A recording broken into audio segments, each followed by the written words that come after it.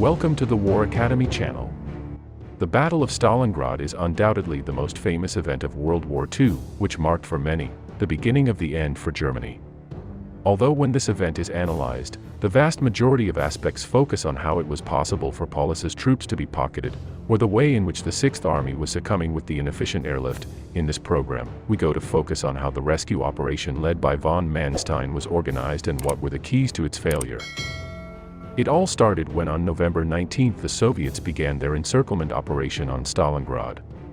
After an initial state of astonishment and disbelief on the part of the commanders of the Sixth Army, and a subsequent weak response, a few days later the Soviets closed the encirclement at the height of Kalach on November 23. Even before the Paulus troops are completely isolated, the German High Command, with Hitler at the head, had already assessed that the situation could become totally catastrophic, and based on this, they activated a new group of emergency armies, and they gave their command to Manstein with the aim of resolving the situation. This formation was called Army Group of the Don, and as spectacular as its name may sound, it was made up of the scattered and crushed remnants that had been left outside the pocket, and of the reinforcements that were being sent to the area at full speed. When the news reached Manstein of the new task that had been entrusted to him, he was in Leningrad, frustrated that he had not been able to carry out the assault for which he had been sent there months before, and for which he had been lost. The Volga area. Manstein decided not to rush to the south sector by plane, citing bad weather, and instead began a slow train ride. Almost certainly, the reason for this action was to buy some time to be able to study the situation well during the journey, in order to better prepare himself for the practically impossible task before him. The deployment of German and Allied units before him across the southern front could not have been more chaotic.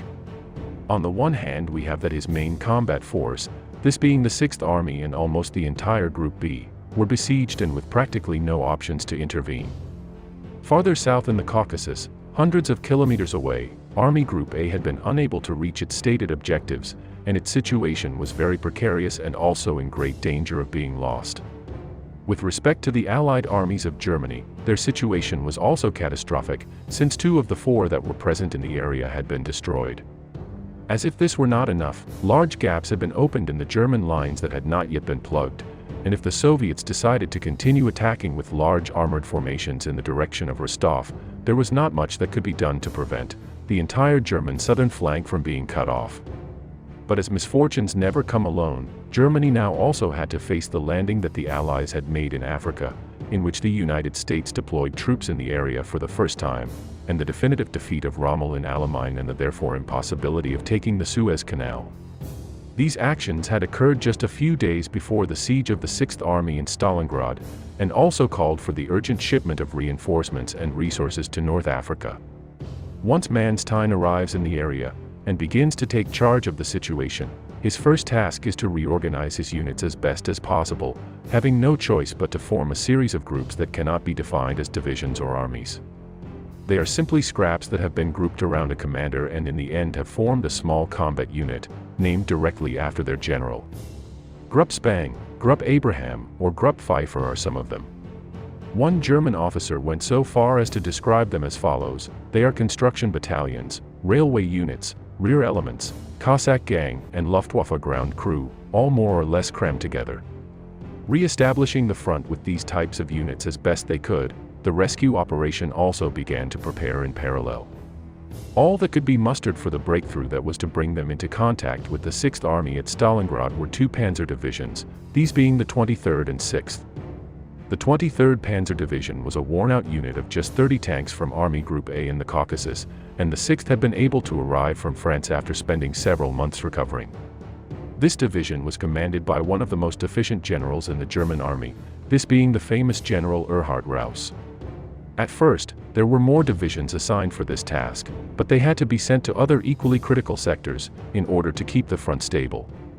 The end result was that both formations had a truly epic feat ahead of them, in which they had to advance almost 150 kilometers alone to reach Stalingrad.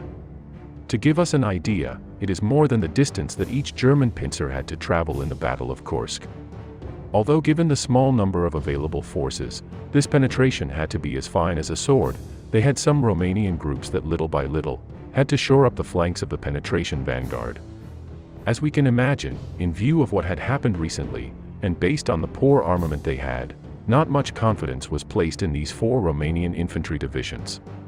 This operation, known as Winter Storm, began on December 12th, and during the first days it was possible to make quite an acceptable advance. Having so few troops, their options were not many, and basically, they could only be limited to following the railway line that ran from Kotelnikovo to Stalingrad in a straight line. In any case, after overwhelming the first Soviet garrison divisions, which are closing in, the Soviets reacted and sent in a couple of mechanized army corps that were pressing into Stalingrad itself. These Soviet forces that were launched on this rescue group soon managed to stop the Germans in their tracks, about 55 kilometers from Stalingrad. In addition, and being superior in number, together with the rest of the units that were closing the siege both inside and outside, the rescue units were in constant danger of also being surrounded if the Soviets attacked them from the rear. At this point, when it was impossible for Paulus to initiate an offensive from within to connect with these troops, the situation became more and more critical. On December 16th, the Soviets had launched Operation Little Saturn, which threatened to cut off a large part of the German units south of Rostov, in addition to those already in Stalingrad. So, with everything getting worse and worse, and given the impossibility of traveling those last 50 kilometers to Stalingrad, Manstein had no choice but to cancel the rescue operation for December 23rd. Operation Winter Storm, and the only possibility of rescuing the encircled troops, had completely and definitively failed, since another similar attempt would not be possible. At this point, Hitler kept promising that his dreaded 2 SS Panzer Corps was about to arrive, and with it if it would be possible to reach Stalingrad. While these troops would have been able to free the 6th Army, had they been available in the area on December 12th, the reality was that due to the railway collapse, they were unable to reach the Kharkov environs until late January and early February. At this time, his only function, along with that of the rest of Manstein's troops, was to urgently re-establish the front, not in Stalingrad, but 600 kilometers west of there. In any case, once it was seen in mid-December that rescue was going to be impossible, then what would happen to the 6th Army encircled in Stalingrad?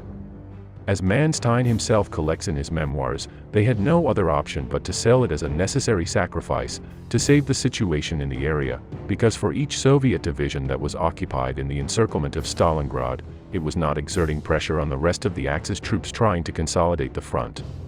Based on this, an attempt was made to make an epic of this situation, selling the event in a similar way to the Spartans in Thermopylae.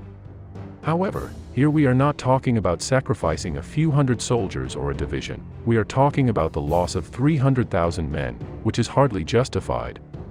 But given the situation, what else could be done? And what do you think? Do you think that something else could have been done to have freed the 6th Army? What other alternatives did they have, when the whole front was falling apart? Was it possible for Paulus to get out of the encirclement given the weakness of his army? If you want more information about this, I recommend the interviews we have conducted on the subject, which I leave you in the description along with the books on the Wehrmacht Retires by Robert Citino and Stalingrad by Antony Beevor. That's all. Subscribe and share this program if you liked it, and see you in the next video. See you soon.